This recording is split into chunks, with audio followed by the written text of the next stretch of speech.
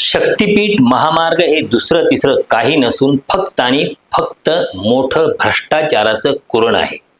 जिथं लोक आडवे येतील, शेतकरी आडवे येतील, तिथं आपल्या गुन्हेगारी प्रवृत्तीच्या लोकप्रतिनिधींना पुढं करून वाट काढायची असं धोरण सरकारने घेतलेलं दिसतंय. त्यातूनच सरळ रस्ता वाकडा करून जयकुमार गोरे यांच्या मतदारसंघात आणि इकडं कोल्हापूरला, चंदगडला शिवाजी पाटील यांच्या मतदारसंघातून नेण्यात येतोय. माजी खासदार राजू शेट्टी यांनी मुख्यमंत्री देवेंद्र फडणवीस यांना या संदर्भात थेट काही प्रश्न विचारले आहेत. फोंड्या माळावर तुम्हाला 1 किलोमीटर रस्ता करण्यासाठी 254.54 कोटी रुपये कशासाठी लागतात, असा प्रश्न शेट्टी यांनी फडणवीसांना विचारलाय. सुरुवातीला 802 किलोमीटर लांबीचा 86,000 कोटींचा शक्तीपीठ महामार्ग जाहीर केला. संपूर्ण राज्यातील या महामार्गाचा 1 किलोमीटरचा खर्च 107 कोटी 23 लाख रुपये होता. आता देवेंद्र फडणवीस यांनी हा महामार्ग मान खटाव मार्गे म्हणजेच 54.94 किलोमीटर इतकं अंतर वाढवून तो 856.94 किलोमीटर केलाय. या महामार्गाचा खर्च 1 लाख कोटी रुपयांच्या वर गेलेला आहे.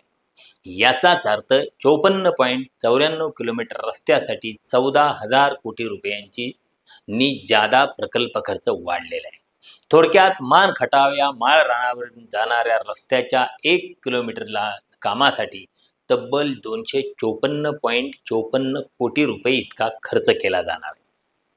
फोंड्या माळावर तुम्हाला 1 किलोमीटर रस्त्यासाठी 254.54 कोटी रुपये खर्च करत आहात. नेमका हा महामार्ग ट्रम्प तात्यांच्या डॉलर रस्त्यावर टाकून महामार्ग करणार आहात काय, असा उपरोधिक प्रश्न शेट्टी यांनी विचारलेला आहे.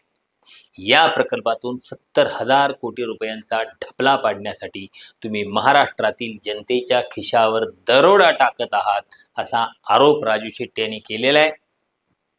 राजू शेट्टी यांच्या आरोपावरून एक गोष्ट लक्षात येतं की नीतीचं चक्र पूर्ण फिरलेलं आहे.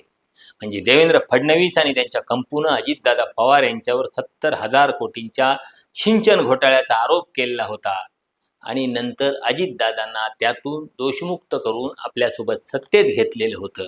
आता तोच आकडा देवेंद्र फडणवीस यांच्या नावावर फिरून आलेला आहे.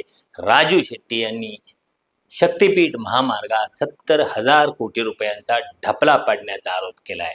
फरक एवढाच आहे की फडणवीस यांच्याकडे अपप्रचार करण्यासाठी जशी यंत्रणा होती तशी यंत्रणा या वस्तुस्थितीचा प्रचार करण्यासाठी राजू शेट्टी किंवा विरोधकांच्याकडे नाही.